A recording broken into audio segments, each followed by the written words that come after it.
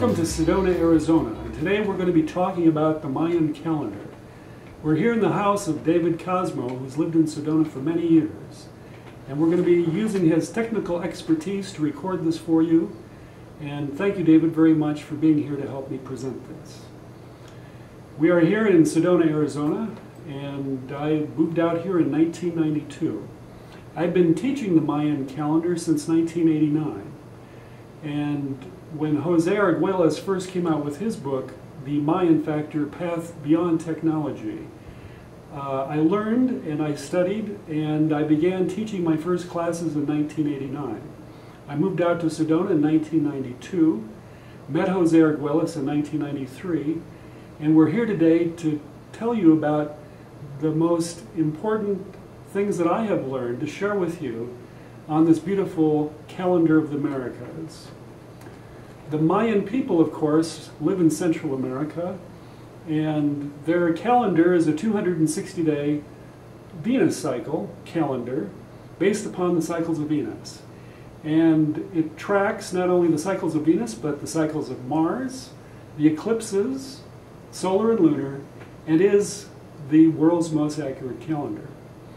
In 1995, I came out with my book, the Mayan Calendar Guidebook. And we're going to be looking at that now just to see what the cover looks like. And as you can see, this was the book cover. And on it is the pattern most people think of as the Mayan calendar. And that is very ancient.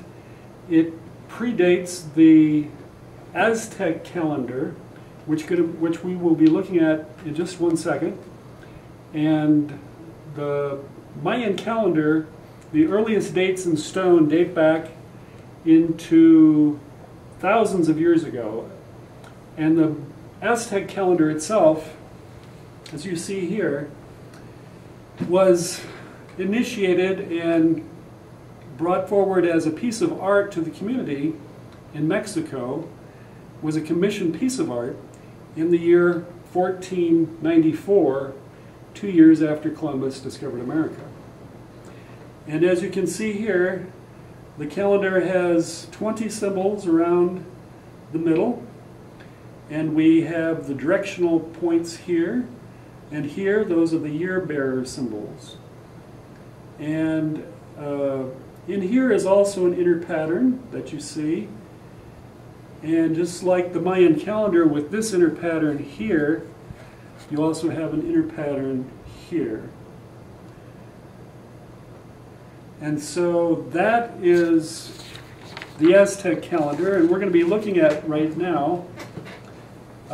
This is a representation of that same design, and what we've done is we've put in the Mayan words so that you can better understand what this is.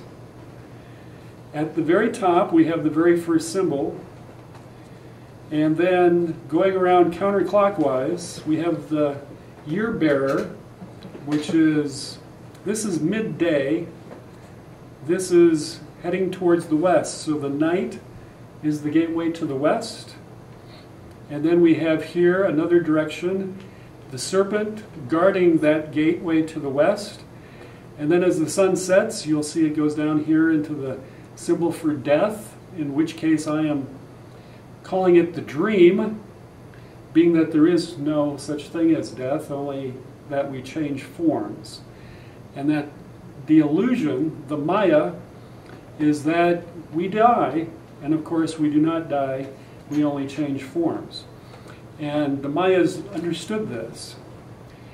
So this was the gateway where the sun would set, and there seems to be a setting or a death occurring, a dream occurring, and then as we head down we can see the star is a gatekeeper to the north gate star, and then we come down into the north itself, guarded by the dog and the monkey, and then as we rise up, we're heading up into sunrise, and so we have the gatekeeper, the reed. This is the very first year of a 52-year cycle, the one reed, the 13th symbol. And then they go in order. Then we go through up the east, up through the eagle, and then the guardian angels rise up, and then we come to the earth, and then the flint, mirror, the flint, which is indicating we are coming into the south and returning once again to the Lord symbol, the symbol for the sun and midday power. So that is a representation of that. And now we're going to be looking at, again, the Mayan calendar representation. And you can see here that there's, the beginning is right here. You have the Maya symbols around the edge, and they are grouped by color in the order of their manifestation on the calendar. You have the tree of life in the middle, and then you have the beginning point here, and notice that they give a symbol for the beginning, and then at day 13, and then at day 1. So all around the calendar you'll see the beginning symbol, the end symbol, and then the beginning symbol. So they always note those first two symbols, and then this follows around, all the way around. And I'll put up another chart here to help you see that more clearly, this pattern.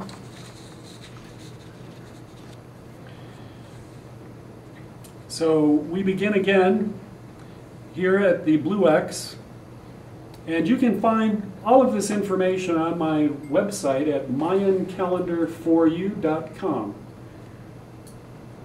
with explanations. And here we have, again, the pattern. We go down week number 1, go across, zigzagging here, going across, zigzagging here, going across, zigzagging, going across, down, and over. I also feel that this may also represent a pattern to be followed when ascending or descending the ceremonial stairs of their 13-step pyramids, which are found throughout the Americas. Going down from the top, going across when there is no activity up at the top of the temple, and then ascending, descending. Also, make note that these little symbols here represent the birth, represent the actually the initiation of the birth. Here you have the actual symbol of the spirit coming into the womb, and this is around day number 90. The spirit comes into the womb about day 90, according to clinically proven information. So if one was conceived somewhere in the first last week of the calendar, in the most powerful week of conception, that is the dog season down here, then 90 days later you'll see the symbol, you see the little energy symbol coming into the mother there, the energy coming in. And then this point up here represents Mayan Daykeeper's Day. That little candle is pointing right at it. And so you have the seasons, which begin over here with the serpent season, the dog season, the eagle season, and then the Lord sun season. And this is again described by this particular information calendar chart that shows you that pattern and the numbers of the days that are there. And the symbols that I used to draw these, I had studied them for many years and then created a sacred geometric graph based on the 3:5 ratio of pi, and created these symbols for you. Now we're going to be looking at the actual cycles of time themselves, because that's what everybody is very interested in.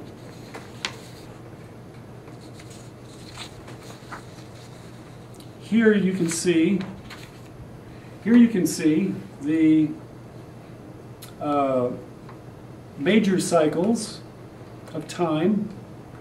You can see the 1 day, you can see the 20-day, you can jump up to the Katuns, which are the 20-year cycles, and then the Baktuns, and then the Piktuns, which are 2 million days. So the ones that we're concerned about for December 21st, 2012, is actually the Baktun ending, and we'll be looking at that information next.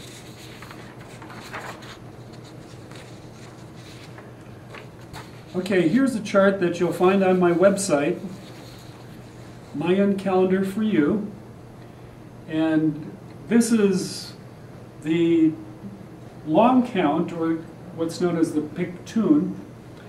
The Pictun is created of 144,000 days, which is about 394.26 years.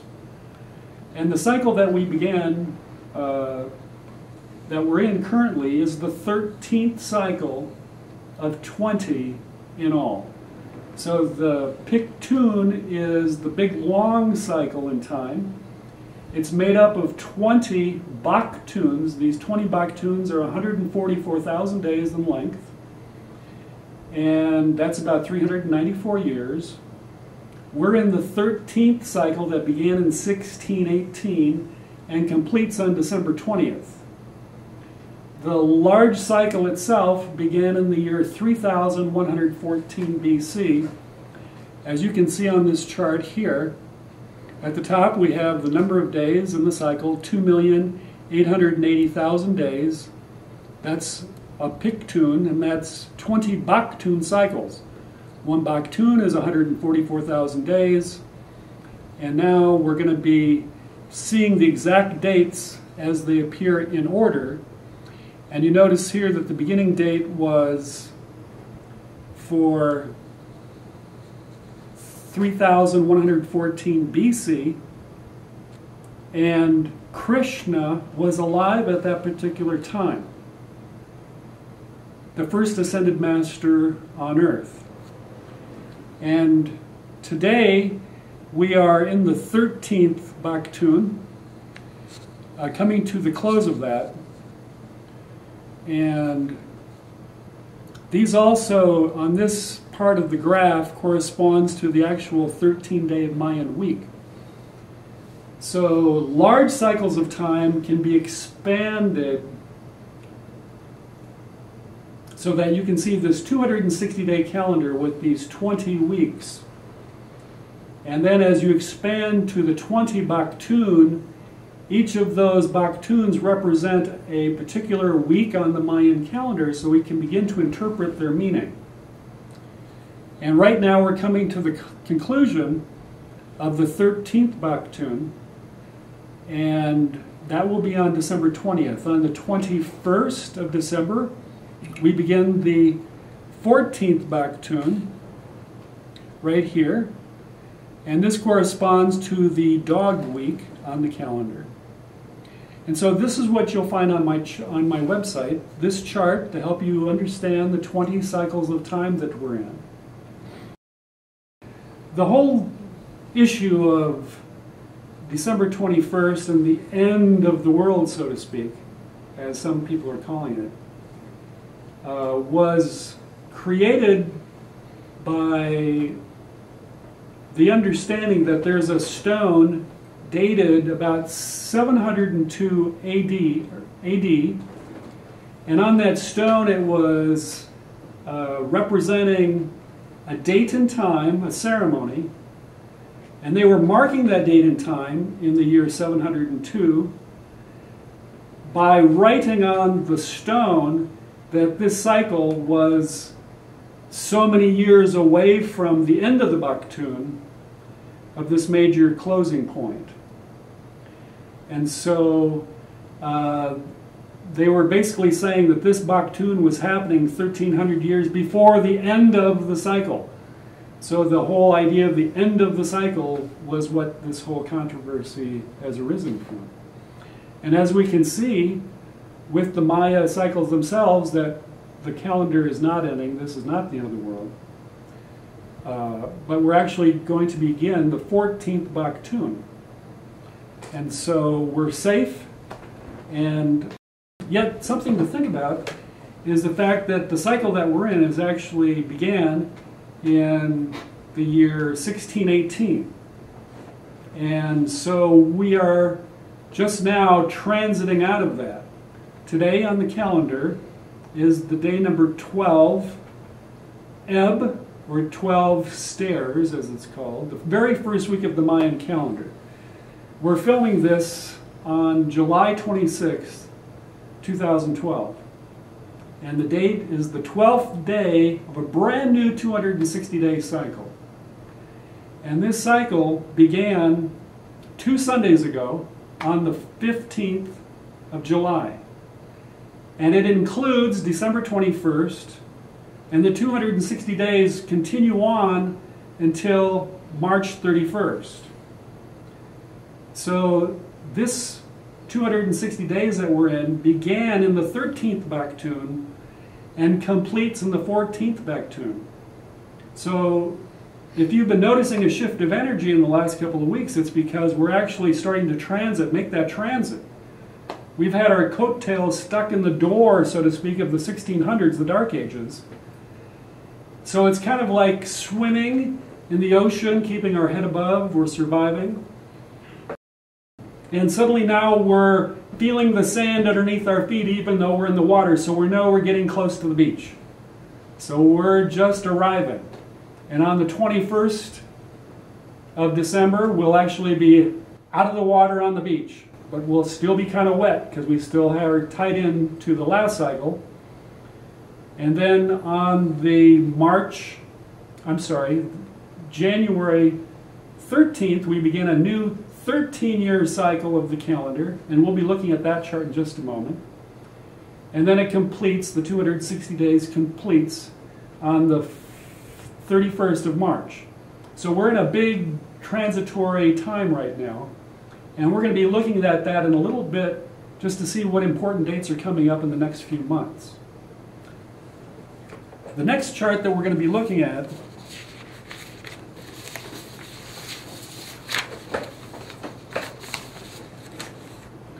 are the 20-year cycles.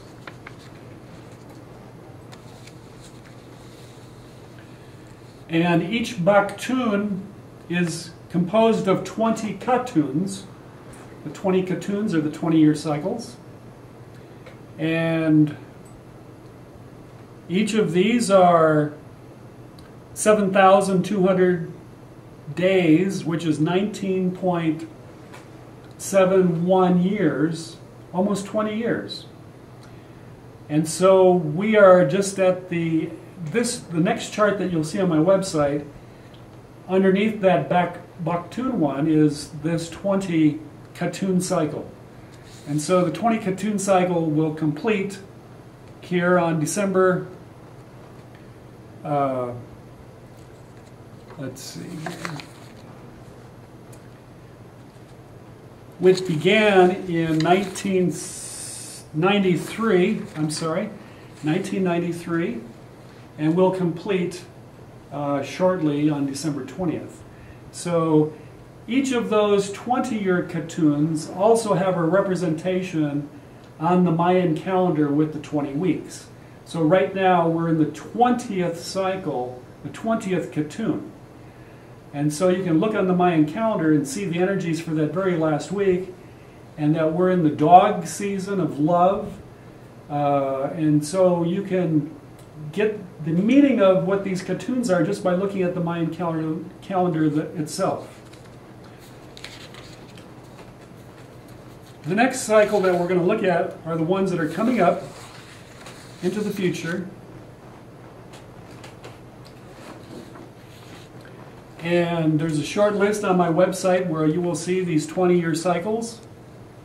And you can see here that in the year 2042, we begin the third Katun. And we'll find out later how important year number 3 is to the cycles. And the next chart we're going to be looking at is the actual 52-year cycle.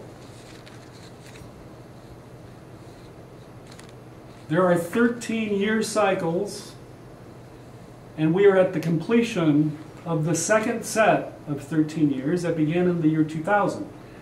The first cycle began in 1987, and it completed in 1999, going into 2000. And in January of 2000, we began a new 13-year cycle. And coming up this January 13th, we'll enter into a new 13-year cycle. And as you can see here on the chart, we began in 1987. And then we continue on down. You see the different colored years, they go in order. Also on this chart, you will find the levels of consciousness, which we'll talk about in just a second. And then you'll see that we're in the red year cycles right now.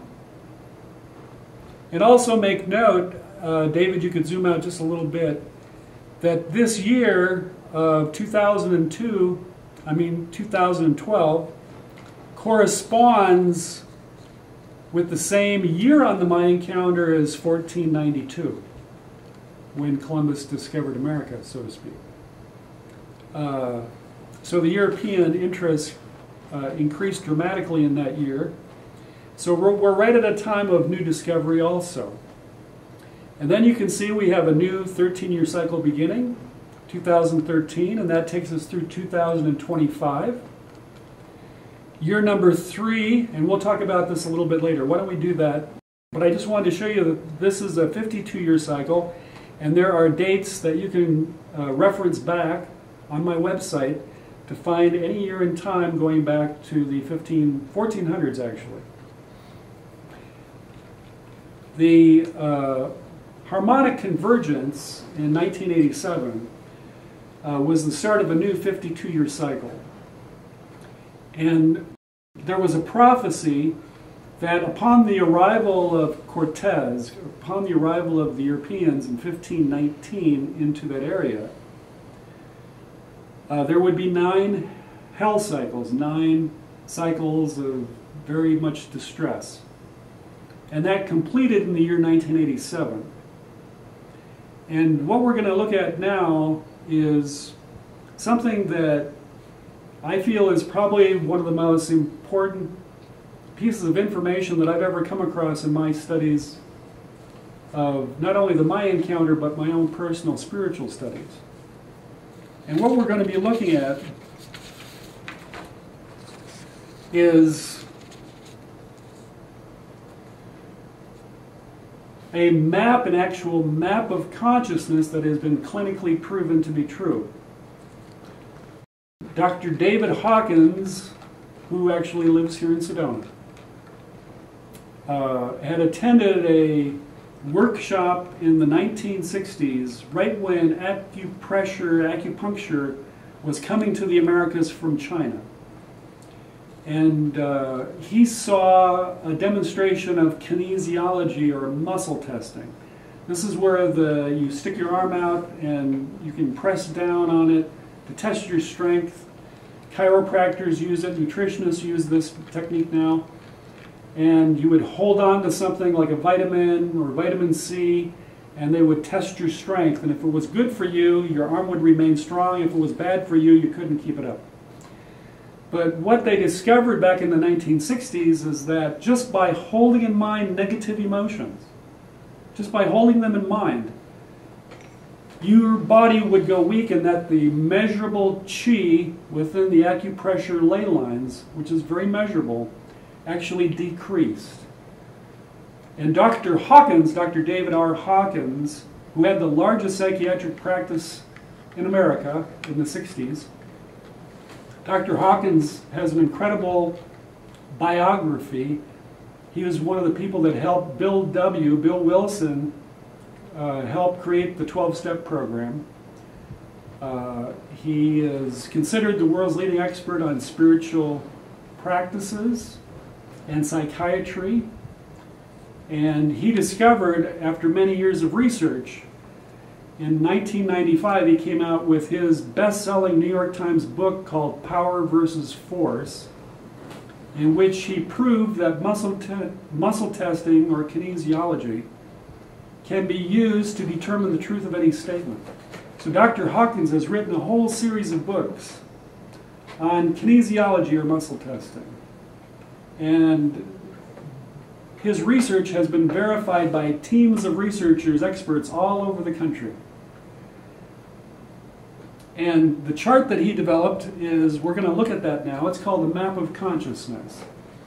And what they discovered by using muscle testing, meaning that you can make a statement about anything, and you can have someone test your strength, and if it's a true statement, your arm will remain strong. If it's a false statement, the arm will go weak. In his book, Power versus Force, he gives you the parameters of how that can be used in a clinical setting. And what you're going to see here is some very interesting information. And the first thing I'd like to show you is the map of consciousness, of course. There are actually 10,000 levels of consciousness. As the I Ching would state, which is one of the oldest philosophical books in the world, that there is the movement of the 10,000 things. So they discovered by muscle testing, yes, no, true, false, with the arm muscle testing, that there are indeed 10,000 levels of consciousness. And this information in his book and all of the other books that he's written have been tested by teams of researchers all over the country, all over the world. His books are required reading in psychology classes all over the world, in universities. And so this is not just something that he made up, but was clinically proven. And so they've discovered, Dr. Hawkins created his map of consciousness. And in order to make it practical, because these numbers were so vast, he had to shrink it down into a scale of 1 to 1,000. And so we're going to look at that map right now. And it is right here. And on the left-hand side, you'll see the levels themselves. This is a review of that information. You can go to his website, veritaspub.org, and actually purchase the calendar. Please do, as well as his books. And we're just presenting it here in a little bit different format for review. And you can see here up at the top, there's level. You have on the left-hand column the levels themselves. And then you have the name of the level. You have the emotion that is involved with the level. You have the process that the level is indicating.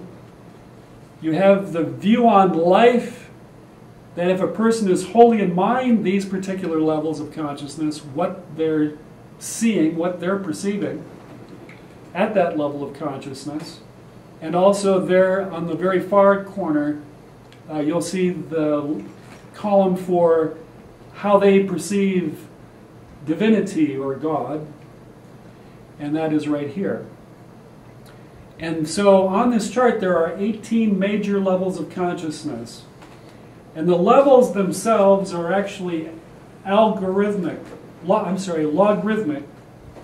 They're logarithmic in a power of 10. So the difference between 1 and 2 is a power of 10. The difference between level 1 and level 3 is a power of 100. The difference between level 1 and level 4 is a power of 1,000. And the difference between level 1 and level 5 is a difference of... Now you may be asking, difference in what? What are they calibrating? Well, the very top level of the chart is level 1,000. And level 1,000 indicates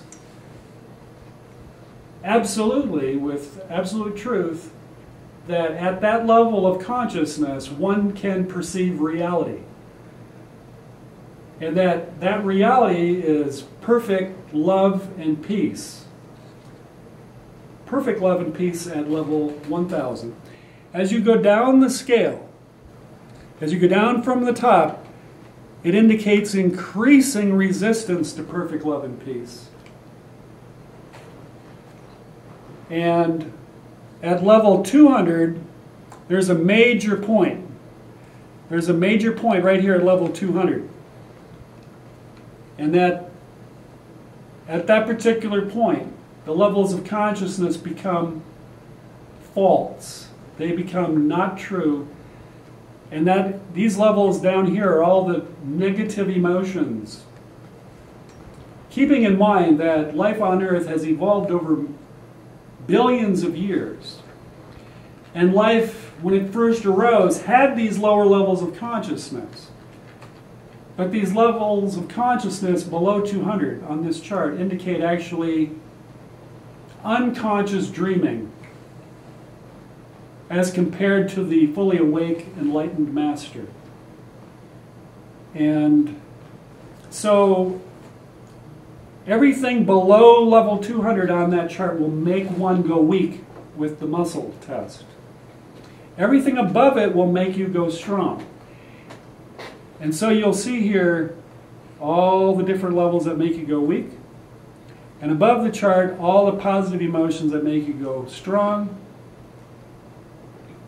At level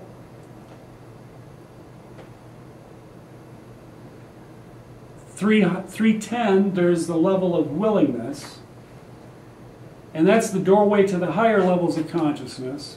Level 400 indicates reasoning. The 400s represent technology and science and all those things which have made the world improved, relieved suffering. In the very middle of the chart, we have level 500, which indicates love.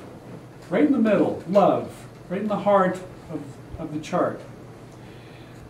Notice here that the next level above love is unconditional love. And that's where spontaneous healing begins. And then above that is level 600 here, and that is where enlightenment begins. All levels below 600 indicate the presence of the ego or the reptilian brain very active in the individual. So one can still bounce around in the negative emotions. And at level 600, one realizes their complete connection with divinity, the oneness of all, and the ego is dissolved permanently. And so they are able to perceive through realizations and are in a state of continuous divine love and peace. And then you go all the way up into level 1000. There have only been 4 spirits that have ever, 4 ascended masters that have ever reached that level. You have Krishna, who was first, and Krishna was alive at the beginning of the Mayan calendar cycle that we're tracking in 3114 BC. And then you have Zoroaster and Krishna and Buddha, those 3, and then you had Ishu, otherwise known as Jesus, and they were all 4 ascended masters. Krishna, Zoroaster, Buddha had previous incarnations before they became fully enlightened, whereas Ishu was fully enlightened, the incarnation of the divine as we think of him, and had not lived before.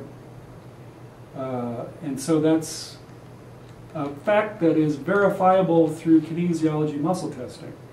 Right now on the planet, there's over 20 people that are enlightened. I do not believe I have reached that level yet. I am doing my best to live a good life and to share this information. And then beneath that, you have, in the lowest levels of consciousness, you still have 85% of all people on earth who are yet not aware of divine love. They do not have their spiritual light bulb turned on yet. So there are holy brothers and sisters who are not yet ripe, so to speak. We're all on the same tree of life. Just like apples, we have those who are on the highest branches and those who are on the lowest branches. It's all the same tree. So there is no separation, that we are all connected. So you have those at the top, those in the middle, those at the bottom. Some are in sunlight, some are in darkness. Some are diseased, some are perfect. All are perfect in their own way. And so we're all in the same tree of life. We respect everyone's journey, and the Mayan calendar is actually a journey through all the levels of consciousness every 260 days. The 260 days is actually 6 days less than an average human birth cycle of 266 days. So after 260 days, you've got about, on average, 6 more days to then be birthed. So the Mayan calendar is actually a birthing cycle. And in 2005, I had realized that the levels of consciousness of Dr. Hawkins was actually a mathematical code, and that by projecting it onto the Mayan calendar, I suddenly saw how the Mayan calendar was a complete representation of the levels of consciousness that you see on that chart. And so the first 52 days begin, that is the wilderness, the dark levels. And then we journey up into the other higher levels. And so there's 4 52-day cycles above the wilderness. And so the Mayan calendar is divided into weeks, days, and years. And we'll look at that in just a second. But before we do, I want to make one last very interesting look at this chart using a little bit different perception. And that's by seeing that these are, we're projecting triangles onto this levels of consciousness chart. And at the very top, I have a triangle of unbroken white light right here, going from level 1000 down to level 200. Okay, now we're going to look at that chart and with just a little bit different angle to it, so to speak. We've created here for you a chart with some triangles projected onto the levels of consciousness. And again, the first level represents reality, which is perfect love and peace. And all levels down from 1000 represent increasing resistance to reality, love, perfect peace.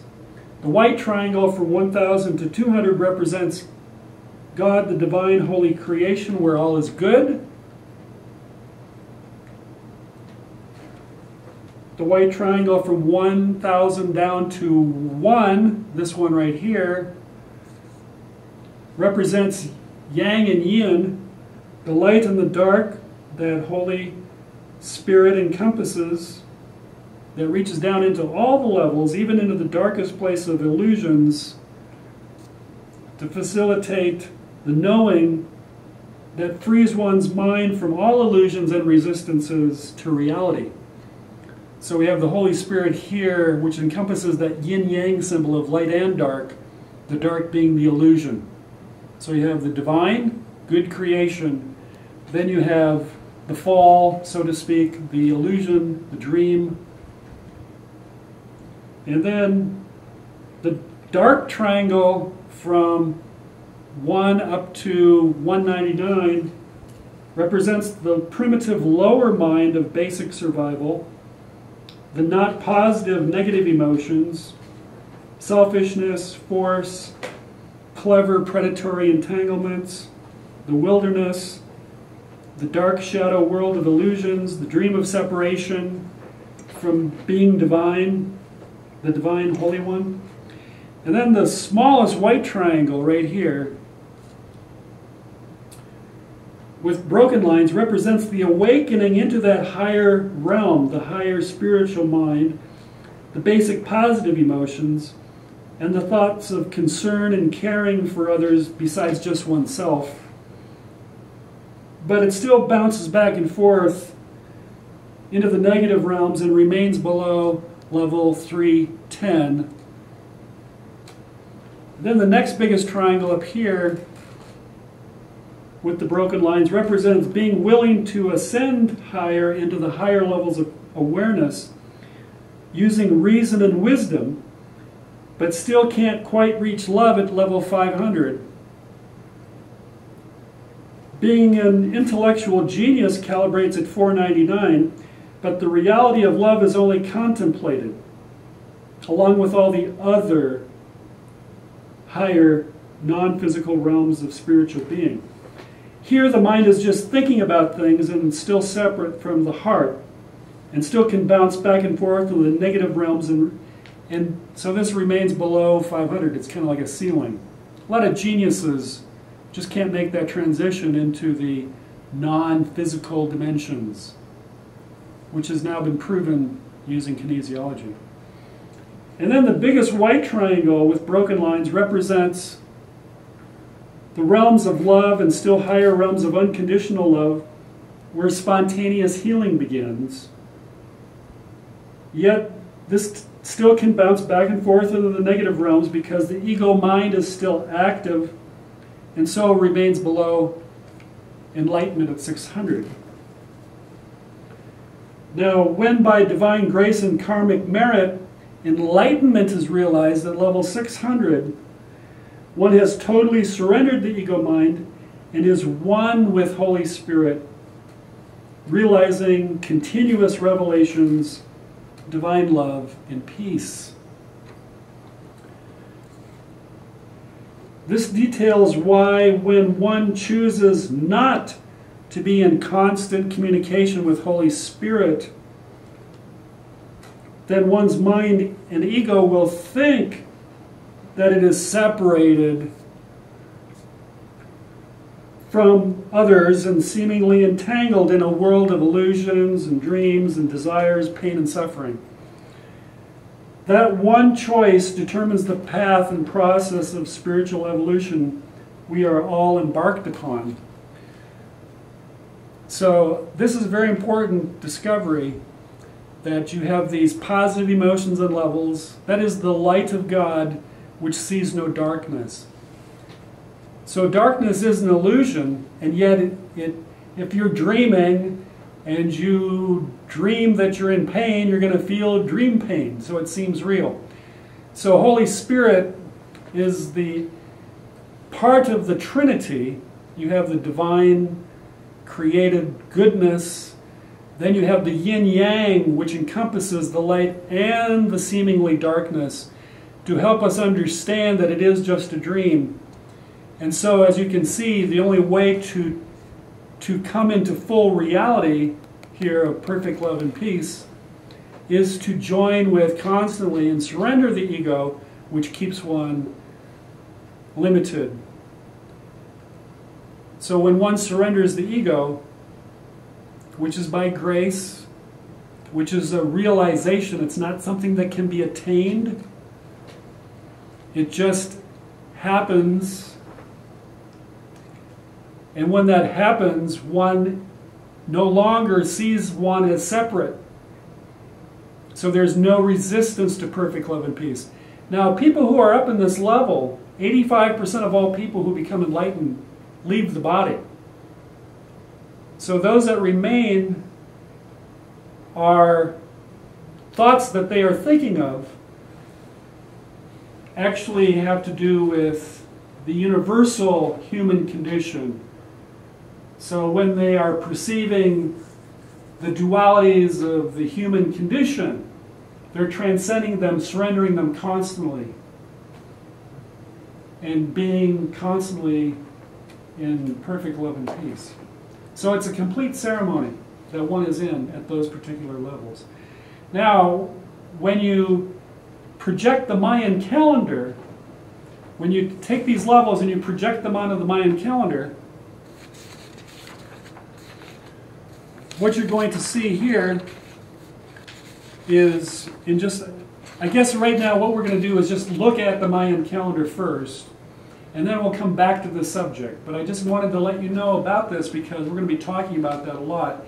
And my work with the Mayan calendar and with the musical scale has to do with this very important information, which will help us see the Mayan calendar as a journey through all these levels of consciousness. And so that you can become one with Holy Spirit.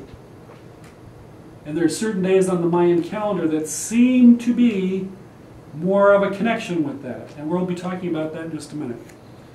So let's return to the Mayan calendar here and look at the basic symbols themselves. And you have 20 symbols.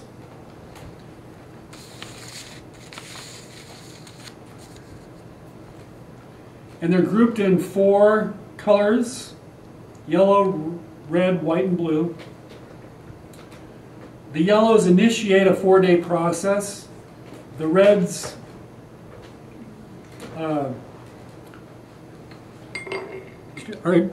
shape what's been initiated. The whites multiply them, and then the blues ripen them. So there's always a 4-day process that's ongoing. At first we have the symbol of the water lily creature. Some say it's the dragon, some say it's a water lily monster. But let's just call it a creature for now, so that we don't project negativity onto this symbol.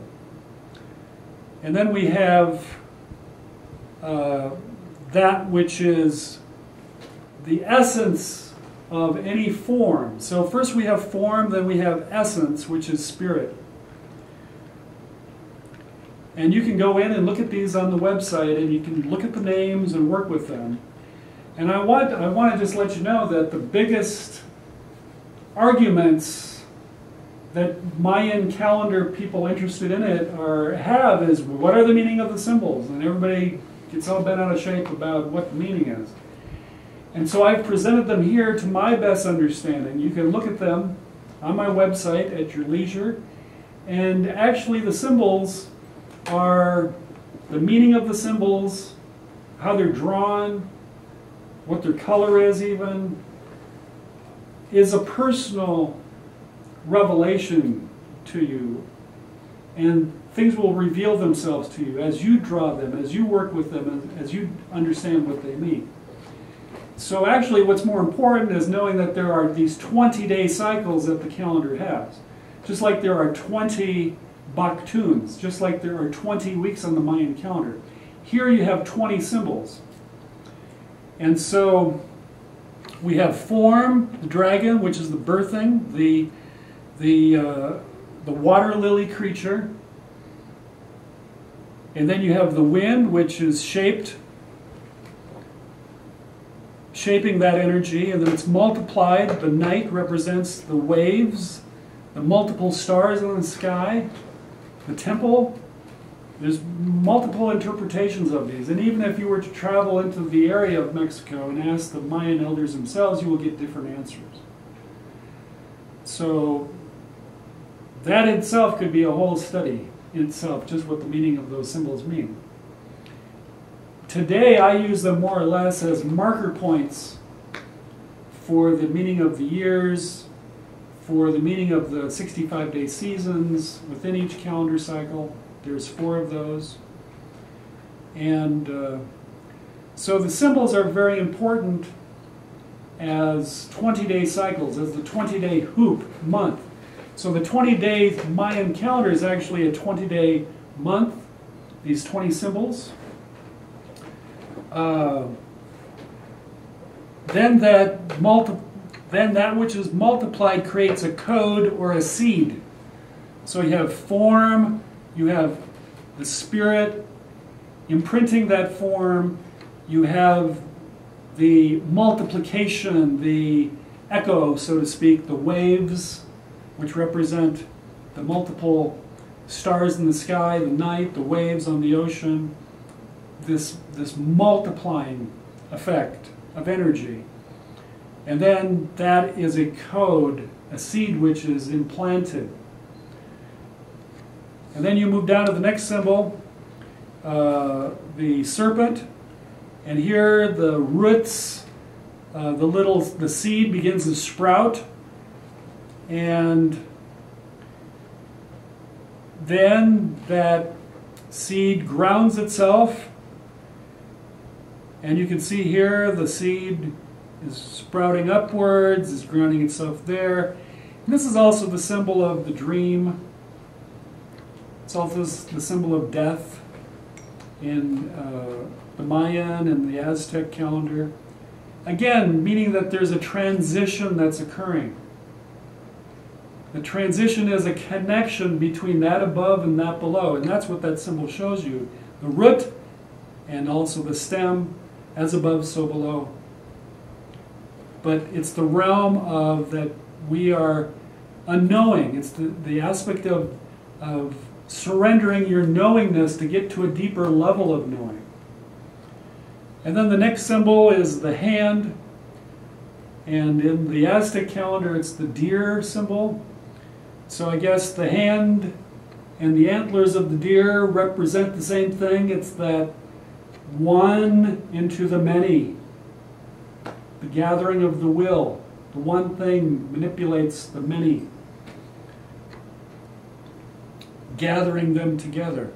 Then you flow into the aspect of the flower, which is the bringing together of the energy, and from the four directions. So again, you always have this initiation, you have the shaping, you have the multiplying effect, and then you have the ripening. So you have the serpent, that energy sprouting itself, connecting. You see its effect from the one into the many, just like the multiple stems, multiple flowers. So there's this flowering, and you can see there the seeds that are within that. Again, seeds flowering.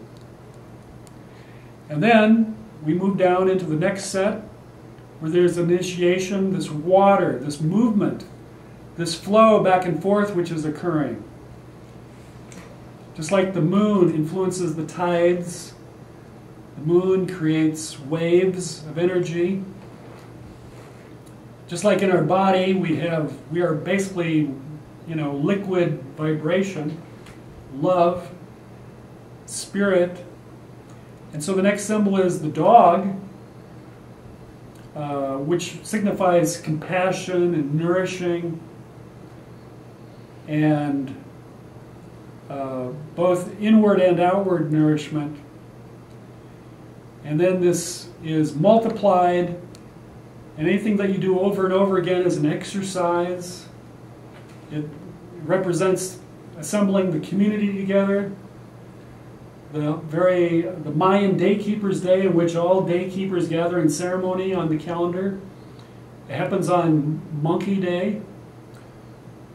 And it's also, the monkey represents something repeating over and over again. So actually these symbols, as we go through them, represent the very basic phases, getting into more sophisticated cellular level. Now we're going into outer form, and through the animals, we rise up into the higher levels of awareness and humanity, and then you go to the planetary levels. So you do have these cycles, there's 5 of them, which are increasing storytelling keys. Then we come down again to the symbol for reed, which as above so below, the form, the flow, is now seen in the plants, the seasons. And you can see the 4, as above so below. And then we move into the jaguar, which is the energy of the magician, the energy of here, you're measuring, looking, seeing, and now you're putting that into preparing to act. So again, we're getting into the higher faculties of reasoning and cause and effect, so to speak. And then we go into the eagle, which represents the group mind, the planetary mind. And then you see that as above, you can see that is which is grounded, that which is reaching up, that which is flying over. So the eagle represents the group mind. It represents prayer. It represents projecting, envisioning. That's what the group does. And that is one of the seasons. You have the eagle season. You have the dog season, you have the serpent season. So the eagle season is a group. One realizes that one is connected to a group. And then you go into the guardian. Some called it the warrior, some called it the vulture in the Aztec. But basically, what does a vulture do? It takes that which has died and eats it and consumes it. So the next step is that we are, the angels, the guardian angels, take us, like when we leave our bodies, when we are translating from this world to the next spirit world. You have the energy of the guardian angels, you have that which protects, and you can see here the spiraling energy that's there, and coming from the different directions, being grounded, the spiral. And then we go up into the last four symbols, the earth, the flint, the nature or storm as it's been called, and then finally the symbol of the Lord or the sun, of enlightenment, of ascension even. And so here we are again initiated the higher movements. These are all movement energies, form energies. You can see the planetaries lined up, and you can see there's many ways to look at these symbols. You get a lot out of them. And it represents the dance of energy, the movement, and then that is shaped by the flint, which represents the mirror, and the endless clearing that is taking place. Next is the realm of nature and reflections, catalyzing energy. And then finally we come into the final symbol, which is the sun, the Lord, the ruler, ascension. And so here we have the 20-day cycle. And of course, each of them have their own weeks on the Mayan calendar. And next we'll look at this chart, which is the overview of the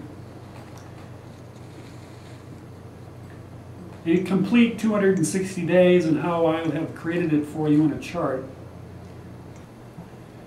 And so here at the top, we're going to have the 20 symbols across the top. We'll have the directions on the hoop, the circle of life. We'll have the 13-day weeks. So as you can see here, the first row will have the first 13 days, and then it'll have the second 13 days. We'll jump around into row 2. Week number 3 is completely contained within the second row. These are 20-day months, and then you have within them you have the 13-day weeks. And then over here on the corner, you have the actual day numbers from 1 to 20. And you have month 2. You'll have the actual row that it is, and also the tone, the musical tone connected to it. And you'll see here that you'll have shift points, and these indicate the levels of consciousness. This is level 200, this is level 400, 600, 800, 1000. At the beginning, this begins it all. And so that's what this general map is. When you go onto our website, Mayan Calendar for You, you will discover this chart to help you understand the general layout of the information. Next, we're looking at the actual map itself.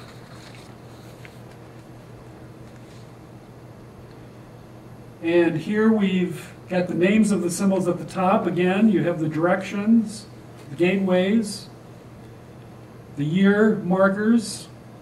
You have the actual symbols themselves, and you have the numbers 1 through 13. 1 1 through 7. Down to the next row, 8 through 13. Shows you the levels of consciousness, 50, 100, and so forth, all the way down. You see the major shift points that occur. Level 200, level 400, 600, 800, 1000. So you have all 20 weeks. And also these in red, these indicate the 65-day seasons. This is the first day of the season, of the eagle season. It's right underneath the eagle symbol. Here you have the dog season, which starts actually at the end of the calendar cycle and then continues on through. It's the seasons that overlap the calendar. So first you have a yellow, then white, yellow, red, white, then blue, then you have a 52-day shift point. So the first 52 days represent the first house. And these are all the levels of consciousness in the wilderness, so to speak, in the lower levels. So this is our hero journey through the levels of consciousness. Today on the Mayan calendar, we're right here in the very first week. And December 20th is right here, and the 21st is right here when we begin a new Bach tune. So that's December 21st right there. 4 Lords, 4 Lord Day, 4 Ascended Masters.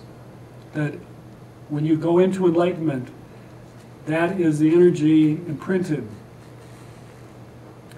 So this is generally what, when you go onto the calendar, you'll see this map and you'll know what this is for, that you can see the actual layout of the entire 260 days, find the seasonal shift points, find the beginning and end point of every week, find the levels of consciousness, and also the musical scale. And how did we come up with that? Well, one day, here in Sedona, after working, I was coloring in the rows that the 52-day shift points occurred in. Shift point here, shift point here, here, and here. And when I colored in the rows that they occurred on, numbers 1, 3, 6, 8, 11, and the 13th, I noticed that looked familiar. So then I turned it sideways, and I saw that you have the piano black and white keys. G sharp,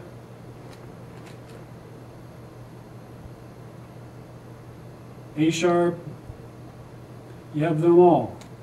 So that's how we have a relationship. This is also the 13 rows of 20, the 13 hoop months. And that corresponds to the 13 Mayan numbers. So there's levels of consciousness concerning and correlated to each of the 13 numbers of the week, as well as the 13 rows, the 13 months of them. So there's certain tones for every day.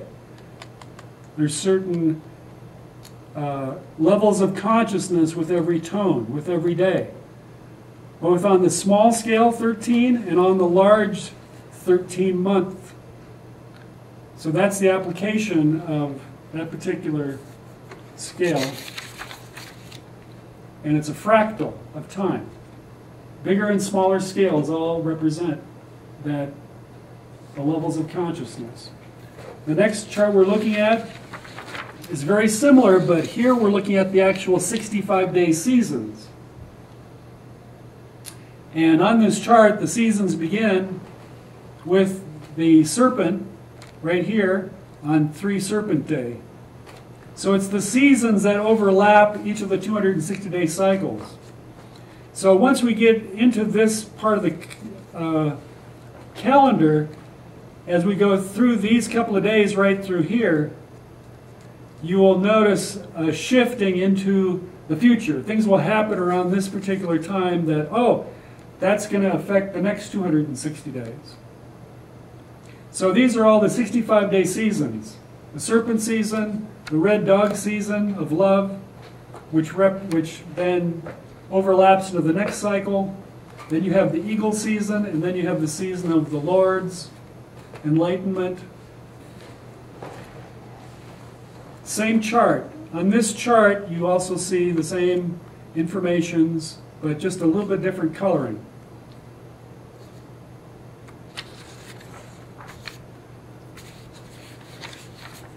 Next, we're looking at the actual, in the advanced section of my calendar on my website, you will find this chart, which looks exactly the same, but instead of having the day numbers 1 through 20 on the side, you will have the levels of consciousness.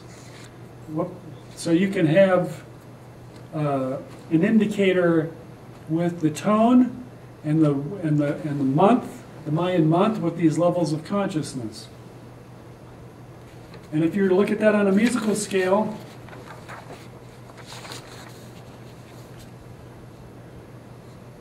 you would then see this. You would see A flat or G sharp as the first tone. First and the last are the same.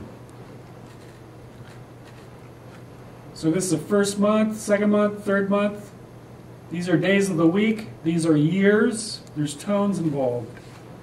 Actually, if you were to put a mirror here and a mirror here, you would see 2, and then 2, and then 2.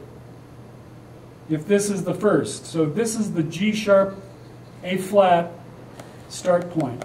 So whoever created the musical scale knew what they were doing to lay it out A through G sharp, A flat, G sharp.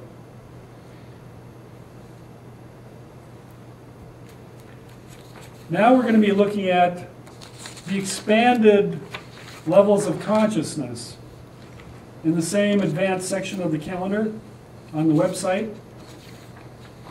We'll show you 2 pages, one after another. What we have here for you is an expanded version of the levels of consciousness.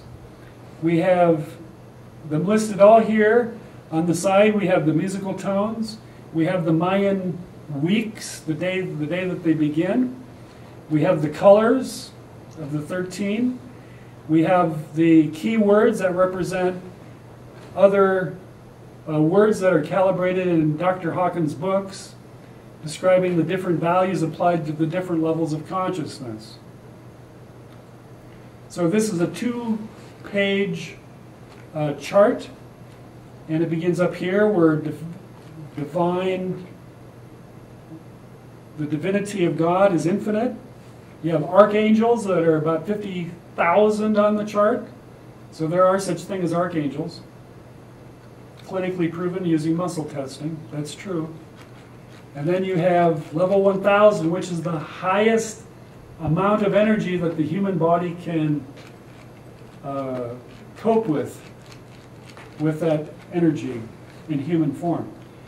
And then you'll also notice on this side of the page I'll have the different animals that correlate to levels of consciousness. You'll see the different values and emotions, values which all successful societies throughout time acknowledge. And then the lower part of this chart, you can then begin to see the different animal groups and where they sit. And you'll see that the dogs and cats are way up here. So dogs and cats actually have a spirit energy. All the different grazing animals all have a spiritual aspect to them. They're awake, they're conscious. Any pet owner actually understands that. And then as we drop down below 200, you'll notice a change. The types of animals. And so you'll notice here that the first 2 Mayan months are of 20 days each are below level 200. So there's 40 days and 40 nights of the wilderness. So you'll find this in the advanced section of my website. And next what we're going to look at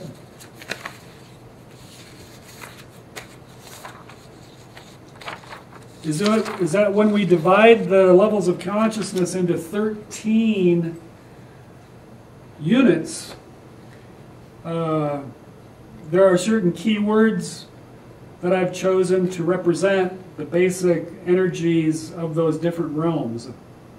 So you'll find the numbers 1 through 13, and this is just like the chart that I showed you before with the 13 20-day weeks on them, and what each of those represent with the levels of consciousness and the key words. Notice that on level, or day number 3, or month number 3, year number 3, that we go into integrity. We go above level 200. So day 3, number 3, contains both the negative and the positive. It's the shift point. So first where it's in a negative, then it flips to the positive. So on the 3rd day, we rise again from the negative up into the positive. On the 13-year cycles, which we're going to be looking at in just a minute, we will rise up from the lower levels of consciousness for the first couple of years. When things just start off in a new beginning, there's challenges. There's the evolution of consciousness that's there. And on the 3rd year, we rise up into integrity. And so when we look at the yearly charts, we'll be noticing the same pattern. So that's why working with the Mayan calendar on a daily basis, you'll see these 13-day patterns and the association with the levels of consciousness. I'm not aware of anything other than the bar and dot notation system that the Mayas use that they use to designate this. So what I've done for you here is to make an application into the 13 in the realm of consciousness, so that over a 13-day period you're able to actually study these levels of consciousness and become familiar with them. Once you become familiar with them, you have a choice of which level of consciousness you want to focus on. And each of them have their own challenges and their own solutions. So the 13 numbers are correlated with the levels of consciousness has been a very helpful tool for me to understand, and this is why I've applied them to the Mayan calendar. Next, we're going to be looking at, just real quickly, the musical scale.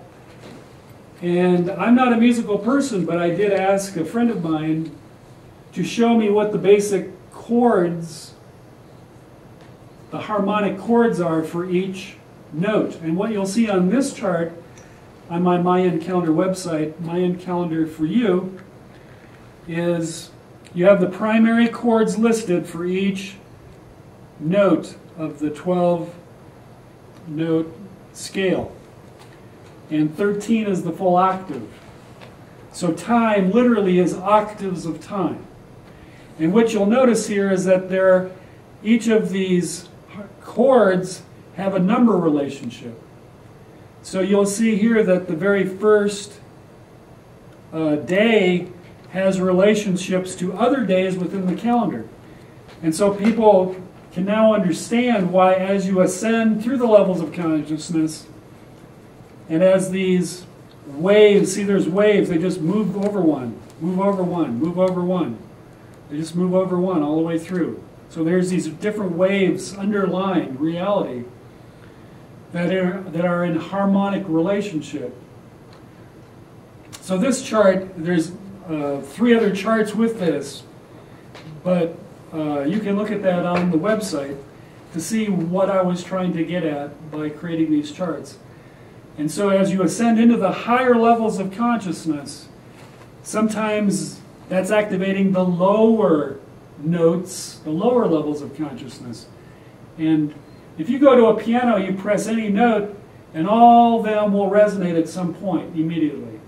So this is just showing you how these levels are interconnected and why things are brought up from the lower levels as you're moving through these 13-day weeks.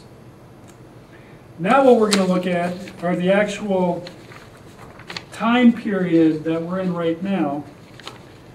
And this first chart is showing you, again, this presentation was taped in the very first couple of weeks within July 2012.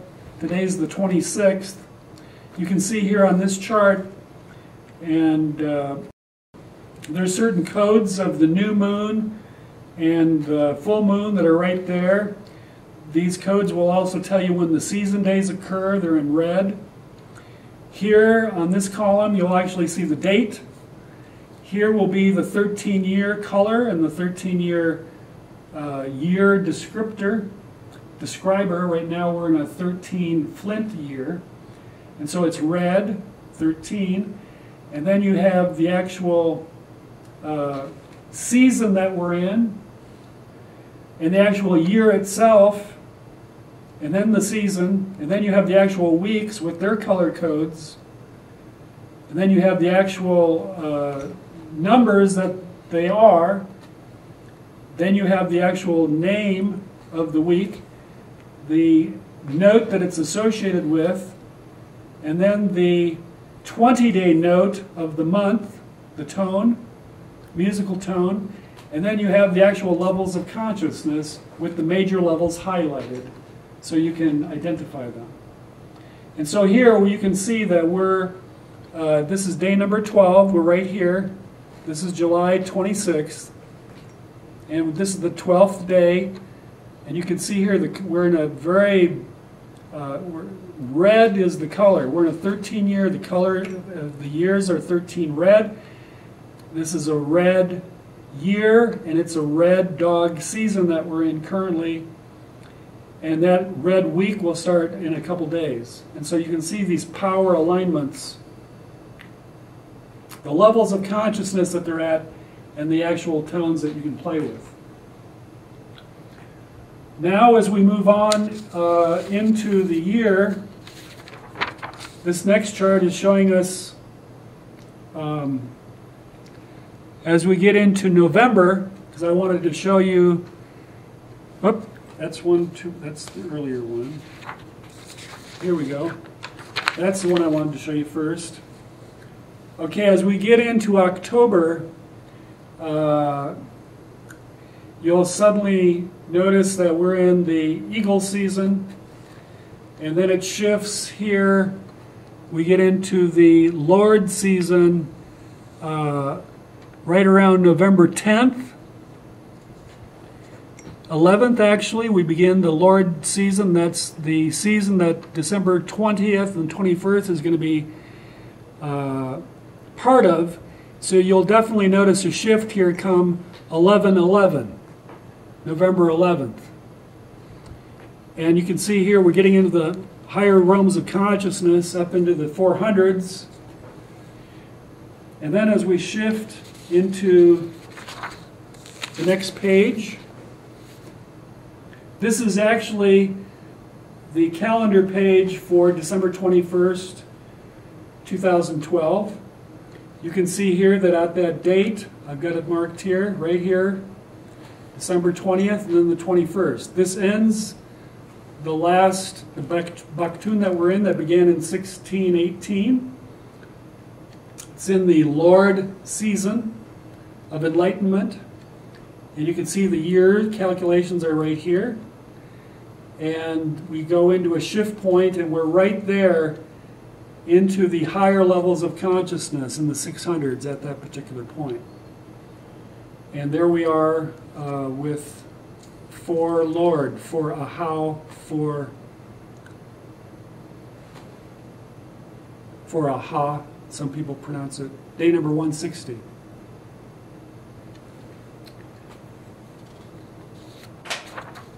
So that's a little of the upcoming shifts that you'll be seeing.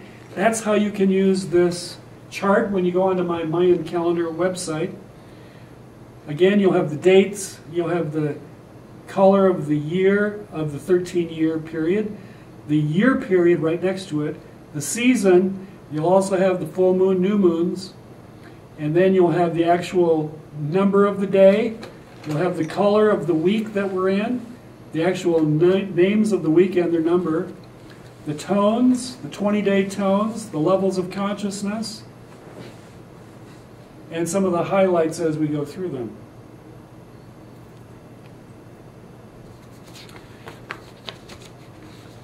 Now, some people ask about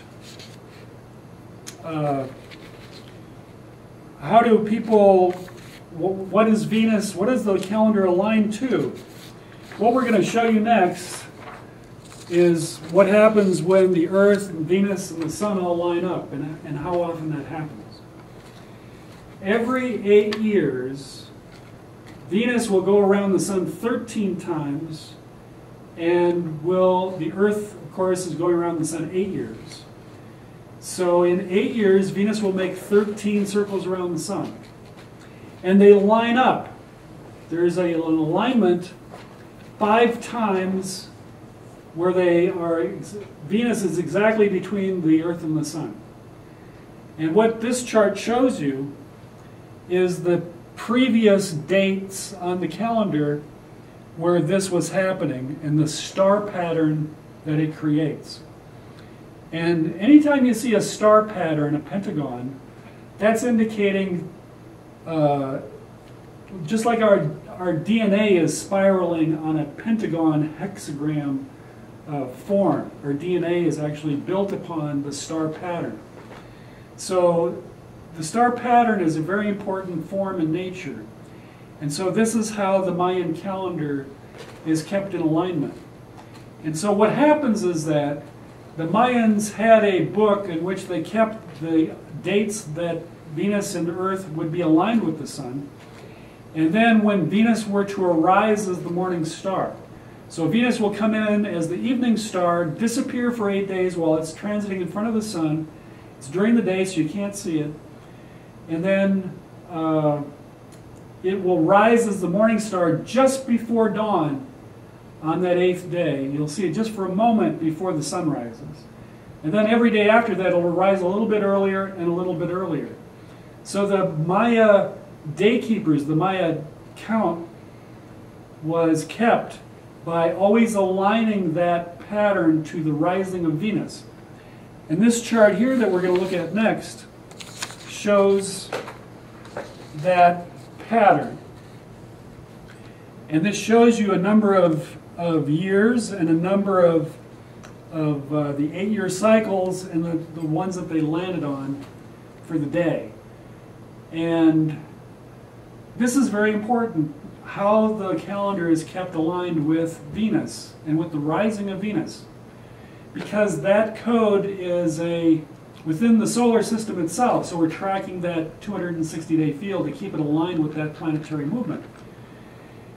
And what happened was in the 1500s, when the Spanish arrived, they burned a lot of the books, most of the books. There was only 4 surviving calendars, although recently there was a discovery of more Mayan information.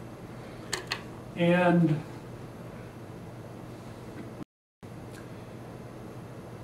there became actually 2 separate different counts of days that were kept. The knowledge to align Venus with the cycles of the rising of Venus on a particular day on the calendar. Some day keepers forgot that alignment. And so there developed one set of calendar count that just kept it going, did not adjust it forward. Every 16 years, the calendar has to be moved forward a day, because the exact rotation of Venus around the Sun is not an exact amount of days, just like we have to put in a leap year every 4 years, and then don't on the century, just to keep it in line. So with the Mayan calendar also, they had to push it ahead. And some communities waited 52 years for that to happen and then added extra days to keep it in alignment. But the controversy is important because when the harmonic convergence took place in the year 2012, I'm sorry, in 1987, when the harmonic convergence took place in August of 1987.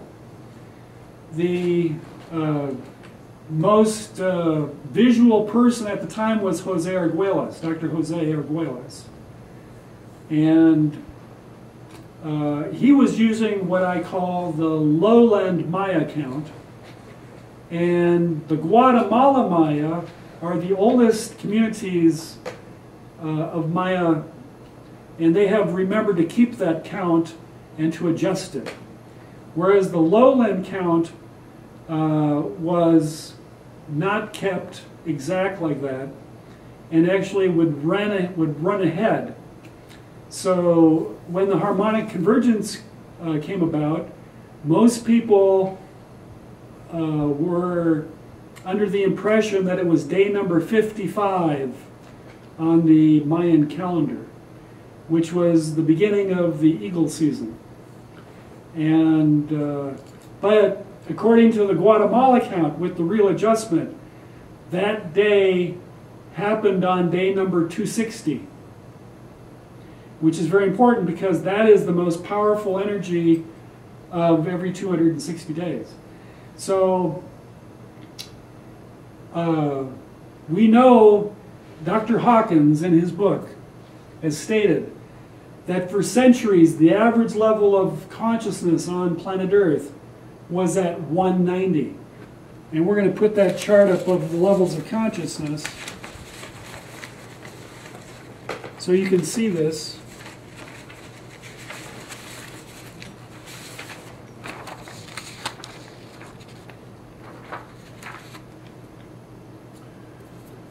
So for centuries, up until 1987, at the time of the harmonic convergence, but not because of it, it happened, and the harmonic convergence happened at that same time. There was thousands of people around the planet in prayer. Did that help? Let's just say that that energy of raising of the consciousness was manifested by people, thousands of people praying at the same time. But as Dr. Hawkins states, it didn't happen because of the harmonic convergence, but at the time, at the very same time, the level of consciousness on Earth, which had been stuck at 190, which is on the chart here, below integrity in the negative emotion range. The world was a very dangerous place. The Soviet Union was still in place. Nuclear war was potential. But in 1987 in August, that's on August 17th, that Sunday, the level of consciousness on Earth went up for the first time ever, the average level of consciousness, up to level 204. So it just jumped barely over into integrity, but it did. And it's remained there ever since. And Dr. Hawkins calls that the most important event yet in human history. That for the first time, we are safe. For the first time, the average level of consciousness has risen above into integrity, into the realm of light. We're going to summarize a little bit of what we just talked about. And hopefully you've learned something new here, and it will help you understand and use the Mayan calendar in your daily life.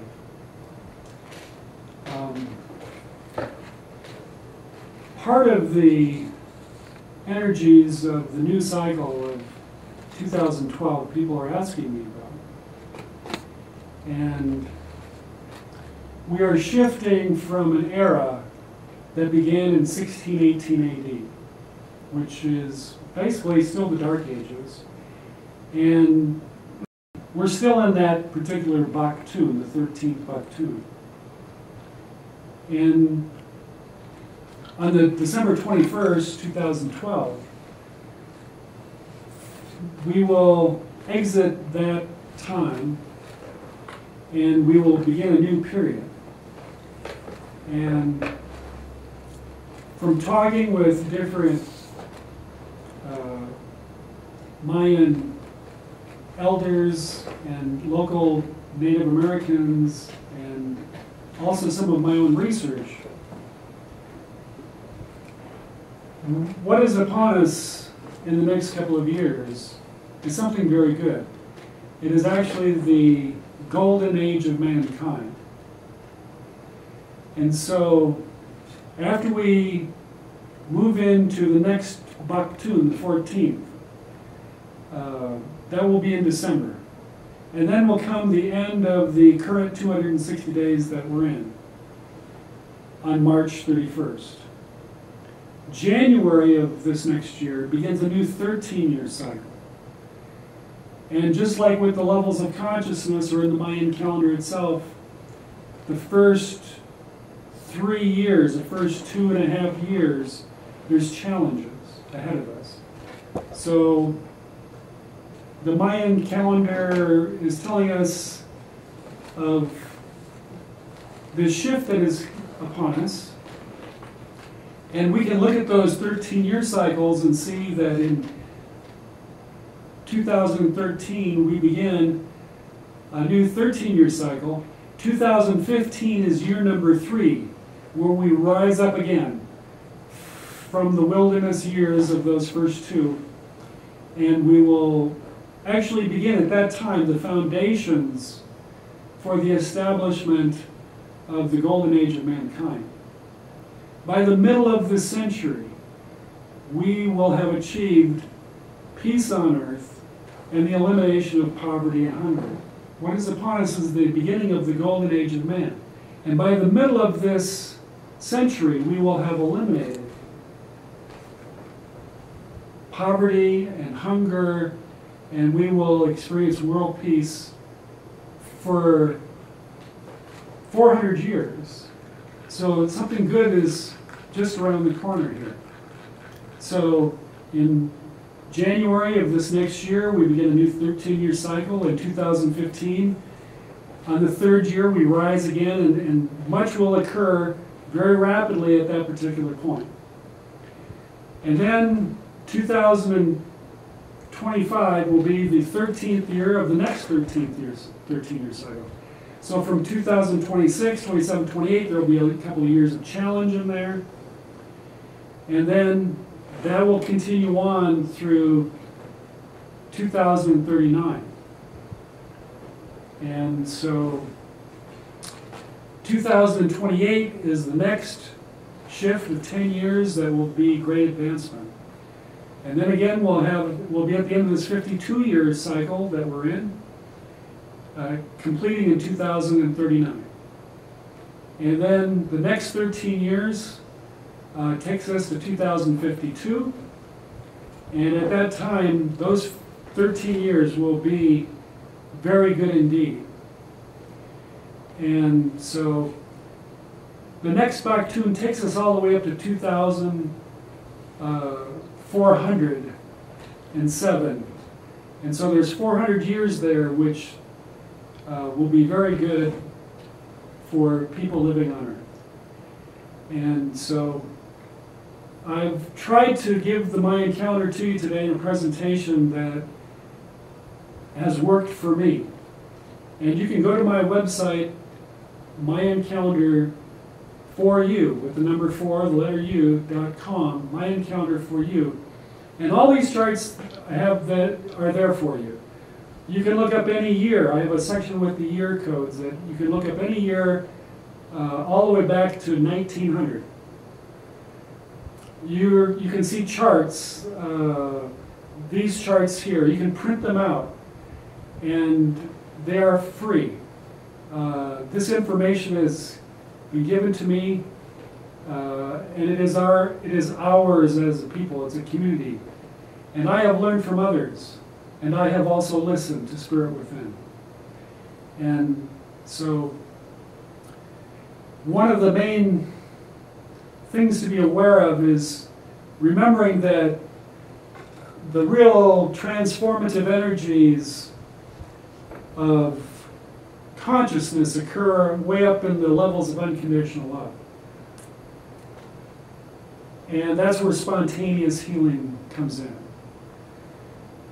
When one is separate from the inner reality of Holy Spirit, one is in an illusion of separation. And so the Mayan calendar, working with these levels of consciousness, can help us study these levels of consciousness, show us when these shift points begin. In 2003, in November, there was a harmonic concordance that took place. And the energy went from 204 to 207 in one afternoon. That happened on the 13th day of the week, just like the harmonic convergence happened on the 13th day of the week. The harmonic convergence happened at the end of a 52-day period on the 13th day. The harmonic concordance in 2003 happened on the 13th day at the end of the 52-day cycle that preceded the 52 days that we're talking about with the harmonic convergence. So days number 13 at the end of each 52-day cycle is something to be aware of. And keep in mind also that even though these cycles, as I've been presenting them today, seem to be projected into 13-day as well as the 13 20-day months for the levels of consciousness, they are also activated in every moment. In every instant, one can surrender the ego mind and join with Holy Spirit to become one with all things. We're all born in the same universe. And so what this is teaching us is that we acknowledge that the lower levels of consciousness exist. If one sees a coyote driving down the road in a car, you don't call it road rage. You call it, hey, that's an animal. That's creating chaos, of course. Well, with people who are asleep, the same thing is happening, where they do not understand that they are only working within their own limited awareness, that they have no regard for others. This is the basis of all criminality. All crime is this way. This lack of consciousness where they are not even aware of what they do. Of course, you do have those who are aware and do terrible things too, and that is a serious spiritual issue for those individuals. And there's hidden karma involved that we have no idea about. And so we can go through the wilderness of our own lives by keeping the light within ourselves. And so the calendar is a way that you can look at these cycles and as a community or as an individual ascend together. And of course on the 21st of December, that's a weekend just before Christmas. So there'll be great activity at that particular time. So we're here today to tell you that the world is not going to end, and yet your personal world of suffering can end. You don't have to wait until December 21st. You can do it today, in this very instant, by acknowledging the divine within yourself. That you have a human side to you, and you have your divinity. And there is the awareness that is always witnessing everything. And that the lower levels of consciousness, which you see through your little camcorder, and yes, I've had some physical problems in my life, and I do see out of one eye with my little camcorder, and I had problems seeing with my other one, but I want you to know that I do see. And so you can transcend anything that challenges you in your life if you're willing to let go and to learn. And so the calendar, as you go into the higher cycles each 13 days, from the days 8 through 13, those are higher energy cycles. And of course then there's that drop off after 13, so you wonder, oh, you get this ecstasy, boom, and the next day you're down back in the pond. So those things happen. But by holding in mind an image of unconditional love, For me, it's my poodle. Every morning he jumps on the bed and he sticks his head in my heart, and my heart opens. So the purpose of that is my shield of unconditional love. When you focus on it, when you meditate with that, and then watch your thoughts, because you can't turn off your thoughts, but the thoughts will be there. But it is the inner awareness. If you go to a museum and you have 50 people, they're all looking at a painting, they're going to give you 50 different interpretations. So the Dr. Hawkins' map of consciousness is a way for you to see what your focus is and how you can change that focus, how you can teach yourself to become into levels of unconditional love, and to join with Holy Spirit to see the illusion of all pain and suffering here on earth. So we are in an age where this information is available.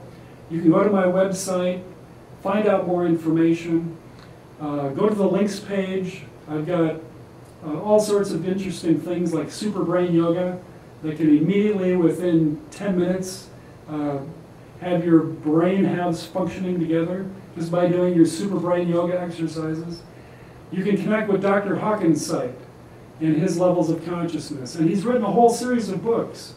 For the first time in history, we have verifiable truth on a whole range of subjects that this is written in. And so we are here today to share this with you, to give you good news. I want to thank you for taking the time to watch these videos today.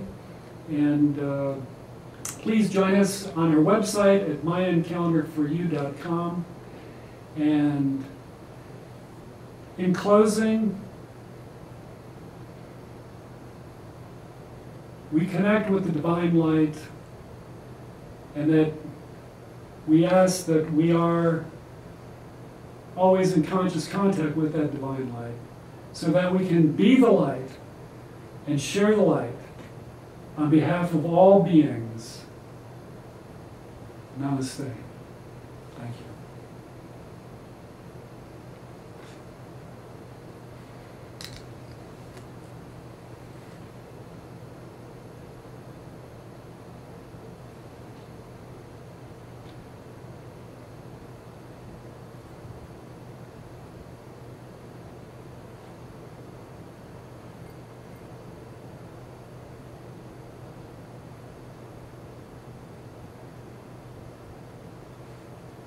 Okay.